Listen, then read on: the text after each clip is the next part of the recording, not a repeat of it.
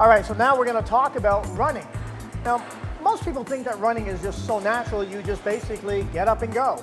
However, there's quite a bit of technique involved in running efficiently. My lovely model, Shanna, is going to demonstrate technically how we ought to run.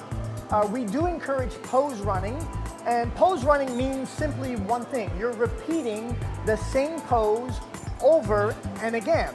And that pose will appear to look like the number 4. So if we look at it from a profile, it will actually look like the number 4, and then she will repeat that movement over and again, and so that's why it's called pose running. We're going to get a little bit more into the technique of pose running shortly. What I'd like you not to do is the following. A lot of people run and they actually plant heel and run off the toe, which means that you're actually planting your foot well in front of your hip. The problem with that is that it's very jarring on the knee joint. For a very slight moment, you're actually locking out your knee joint. It doesn't mean anything bad's going to happen right there on the spot, but we have seen over time overuse injuries occur as a result of that. So it's not a technique we personally endorse. What I would like you to focus on though is pose training. So again, we're going to go back to a pose training which is just running, and it's going to look like she's planting her foot directly below her hip. If you can, either A, imagine running on hot sand, or if you've ever actually run on hot sand, you know that feeling you get when you first walked out on the sand and you were all calm, cool, and collective until the sand really started burning the heck out of your feet. You had to start running fast, and you don't want to touch, right? So you're just touching ever so lightly. And as a result, there's less friction. You start running far more efficiently. It looks like you're running on broken glass or extremely hot sand. Very efficient.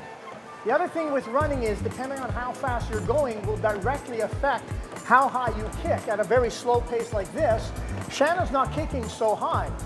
But if we increase the pace, the kick's going to start coming up higher. When I say kick, I mean heel coming up towards the butt. The other thing is gravity. So many people never think to use gravity in your favor. I highly recommend you use gravity. What does that mean? Well, here's the tricky part. Instead of running upright like this, when you run upright like that, you're not using any gravity at all. Gravity means this: how much can you tilt your body forward? And I don't mean just the upper body here.